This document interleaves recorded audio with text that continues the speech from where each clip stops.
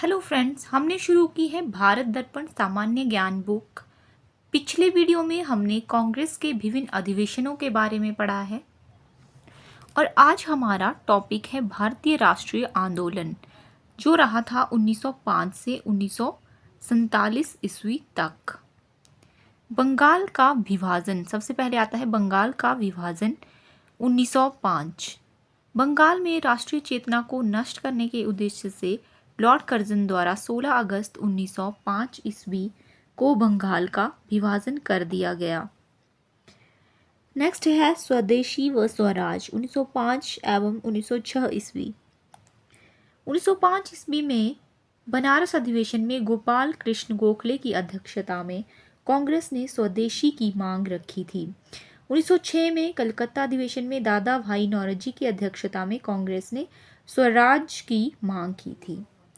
अगला है मुस्लिम लीग की स्थापना 1906। इसके संस्थापकों में आगा खान, नवाब सलीमुल्लाह और नवाब मोहसिन उल मुल्क प्रमुख थे, जिन्होंने 1906 में इसकी स्थापना ढाका में की।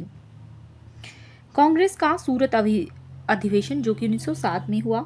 इस अधिवेशन में कांग्रेस स्पष्ट रूप से नरम पंथियों और गर्म पंथियों में विभाजित हो गई थी। दिल्ली दरबार 1911। इंग्लैंड के सम्राट जॉर्ज पंचम एवं महारानी मेरी के स्वागत में 1911 ईस्वी में दिल्ली में एक भव्य दरबार का आयोजन किया गया। इस दरबार में बंगाल विभाजन को रद्द करने तथा भारत की राजधानी को कलकत्ता से दिल्ली स्थानांतरित करने की घोषणा की गई।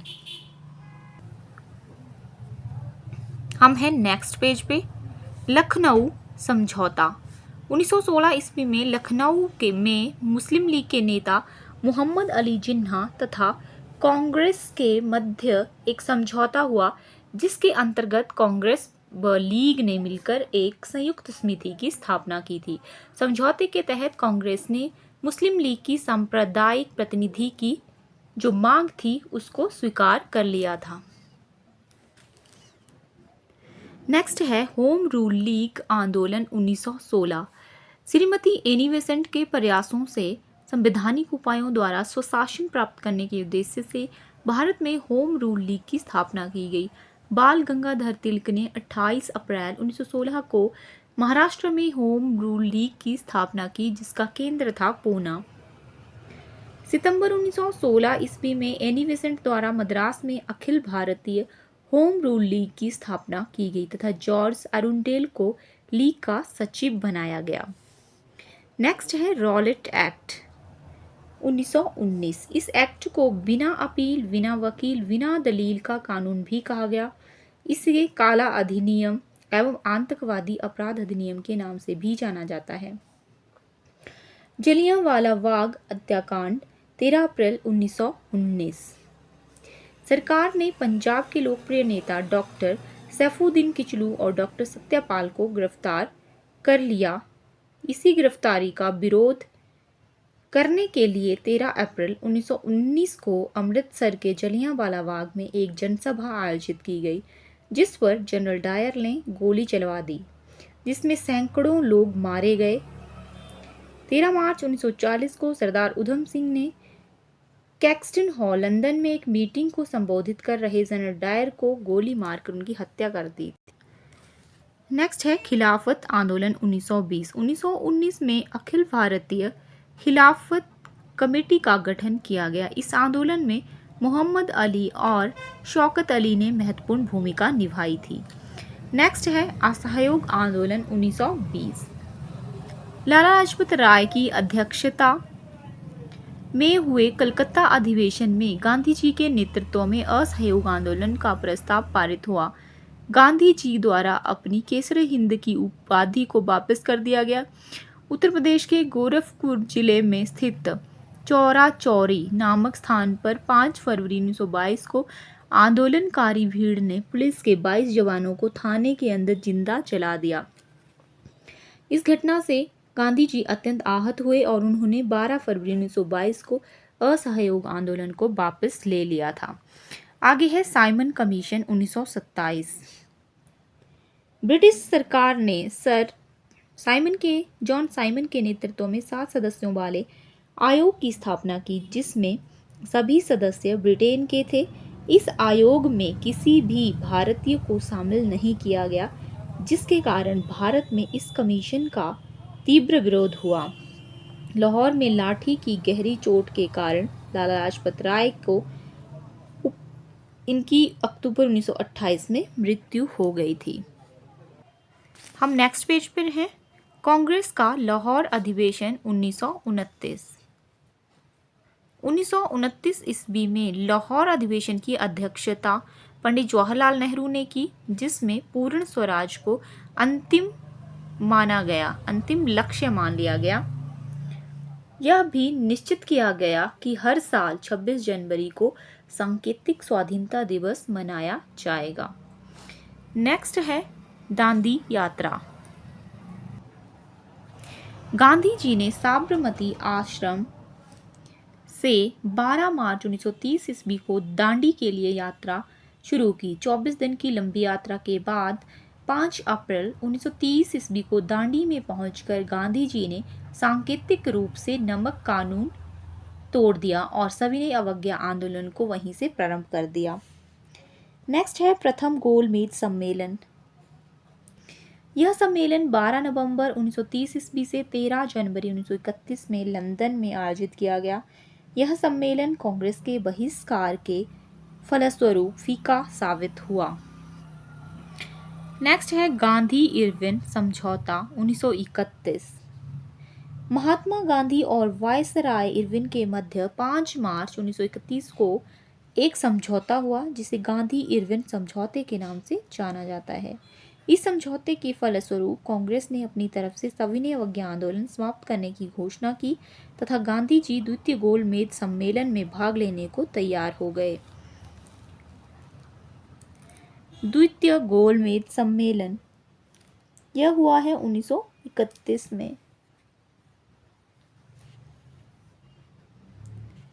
यह सम्मेलन 7 सितंबर 1931 ईस्वी से 1 दिसंबर 1931 ईस्वी तक लंदन में हुआ। नेक्स्ट है सांप्रदायिक पंचाट 1932। 16 अगस्त 1932 ईस्वी को विभिन्न संप्रदायों के प्रतिनिधित्व के विषय पर ब्रिटिश प्रधानमंत्री रैमजे मैकडोनाल्ड ने कम्युनल अवार्ड जारी किया। इस पंचाट में पृथक निर्वाचन पद्धति को न केवल मुसलमानों के लिए जारी रखा गया, अपितु इसे दलित वर्गों पर भी लागू कर दिया गया। पूना समझौता 25 सितंबर 1932। गांधी जी और अंबेडकर के मध्य 25 सितंबर 1932 को एक समझौता हुआ, जिसे पूना समझौता के नाम से जाना जाता है। समझौते के अंतर्गत अंबेडकर ने हरिजनों के पृथक प्रतिनिधित्व की मांग को वापस ले लिया। संयुक्त निर्वाचन के सिद्धांत को स्वीकारा गया। साथ ही हरिजनों के लिए सुरक्षित 75 स्थानों को बढ़ाकर 148 कर दिया गया। तृतीय गोलमेज सम्मेलन 1932। 17 नवंबर 1932 ईस्वी से 24 दिसंबर 1932 तक आयोजित यह सम्मेलन लंदन में कांग्रेस के बहिष्कार के फलस्वरूप फीका साबित हुआ। नेक्स्ट है पाकिस्तान की मांग 1940। मुस्लिम लीग के लाहौर अधिवेशन में अध्यक्षता करते हुए मोहम्मद अली जिन्ना ने 23 मार्च 1940 को भारत से अलग मुस्लिम राष्ट्र पाकिस्तान की मांग की। मुसलमानों के पृथक राज्य का नाम पाकिस्तान हो, यह विचार कैम्ब्रिज यूनिवर्सिटी के एक अनुस्नातक विद्यार्थी चौधरी रहमत अली के मस्तिष्क में आया था। सबसे पहले इकबाल ने 1931 ईस्वी में मुसलमानों के लिए पृथक राज्यों का सुझाव दिया था। नेक्स्ट है क्रिप्स प्रस्ताव। हम हैं नेक्स्ट पेज पे। 1942 ब्रिटेन ने भारत का युद्ध में सक्रिय सहयोग पाने के लिए युद्धकालीन मंत्रिमंडल के एक सदस्य स्टैफोर्ड क्रिप्स को घोषणा के मसौदे के साथ भारत भेजा। क्रिप्स प्रस्ताव की जो प्रमुख सिफारिशें थी वो यह थी कि युद्ध के बाद एक ऐसे भारतीय संघ के निर्माण का प्रयत्न किया जाए जिसे पूर्ण उपनिवेश का दर्जा प्राप्त हो और युद्ध के बाद प्रांतीय व्यवस्थापिकाओं के निचले सदनों द्वारा आनुपातिक प्रतिनिधित्व के आधार पर एक संविधान निर्मात्री परिषद का गठन किया जाएगा जो देश के लिए संविधान का निर्माण करेगी। गांधी जी ने क्रिप्स योजना के बारे में कहा कि यह महात्मा गांधी जी ने क्रिप्स प्लान के बारे में कहा कि यह एक आगे की तारीख का चेक है, पोस्ट डेटेड चेक, जिसमें जवाहरलाल नेहरू ने जिसका बैंक नष्ट होने वाला था यह वाक्य जोड़ा। नेक्स्ट है भारत छोड़ो आंदोलन 1942।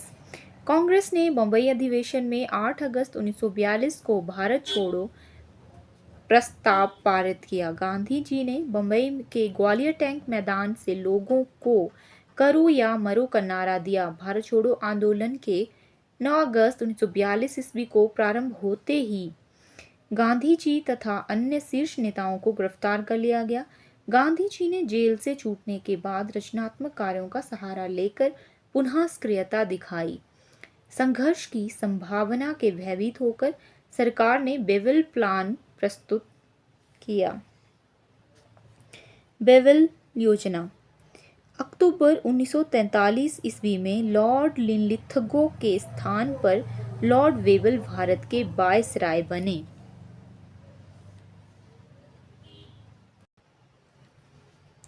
उन्होंने ब्रिटिश सरकार से परामर्श के बाद समस्या को दूर करने के लिए 25 जून 1945 को शिमला में एक सम्मेलन का आयोजन किया जिसे शिमला सम्मेलन के नाम से भी जाना जाता है।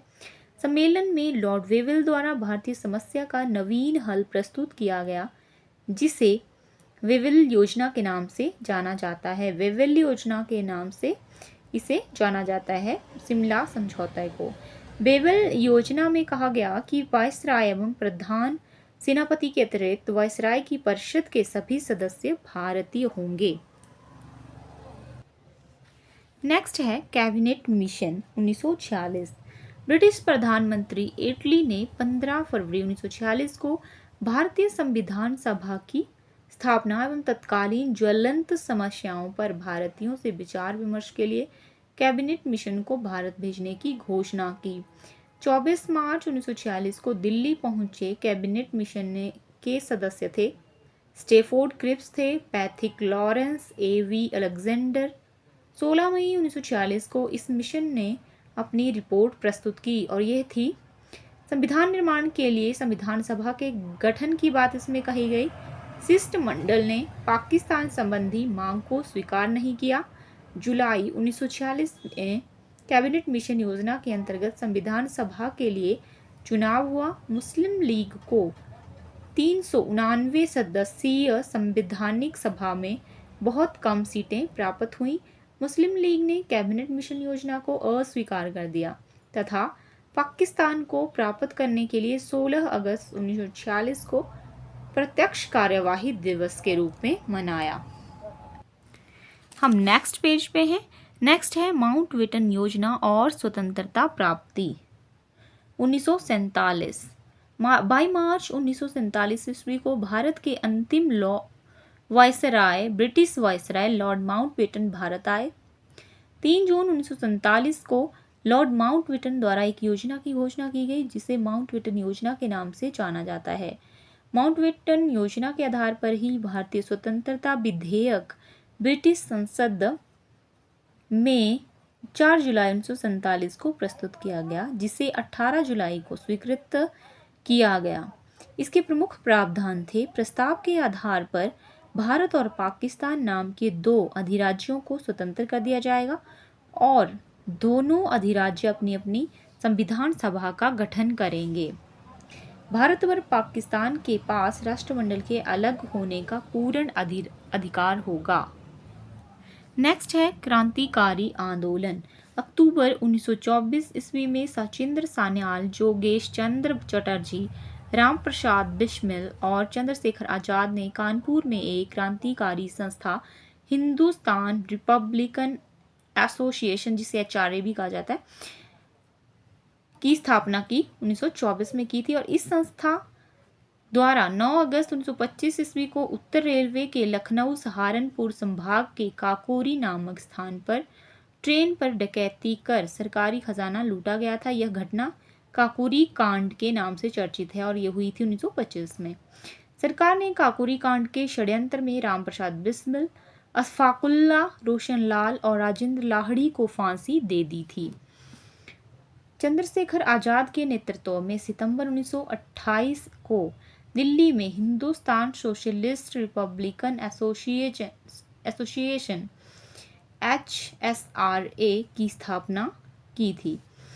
साइमन कमीशन के विरोध के समय लाला लाजपत राय पर लाठियों से प्रहार करवाने वाले सहायक पुलिस अधीक्षक सैंडर्स की 30 अक्टूबर 1928 को भगत सिंह, चंद्रशेखर आजाद, राजगुरु द्वारा की गई हत्या हिंदुस्तान सोशलिस्ट रिपब्लिकन एसोसिएशन की क्रांतिकारी गतिविधि थी। नेक्स्ट है हिंदुस्तान सोशलिस्ट रिपब्लिकन एसोसिएशन के 2 सदस्यों भगत सिंह और बटुकेश्वर दत्त ने 8 अप्रैल 1929 ईस्वी को केंद्रीय विधानमंडल में बहस के दौरान बम फेंका, जिसका उद्देश्य सरकार को अपनी आवाज़ सुनने पर विवश करना था। 23 मार्च 1931 ईस्वी को भगत सिंह, सुखदेव, राजगुरु को ब्रिटिश सरकार द्वारा फांसी भी दी गई। तत्पश्चात हिंदुस्तान सोशलिस्ट रिपब्लिकन एसोसिएशन के एकमात्र बचे सदस्य चंद्रशेखर आजाद 27 फरवरी 1931 ईस्वी को पुलिस के साथ मुठभेड़ में शहीद हुए। नेक्स्ट टॉपिक है नारे। राष्ट्रीय स्वतंत्रता आंदोलन संबंधी प्रमुख वचन और नारे किसने किसने दिए, यह हम डिस्कस करेंगे नेक्स्ट वीडियो में।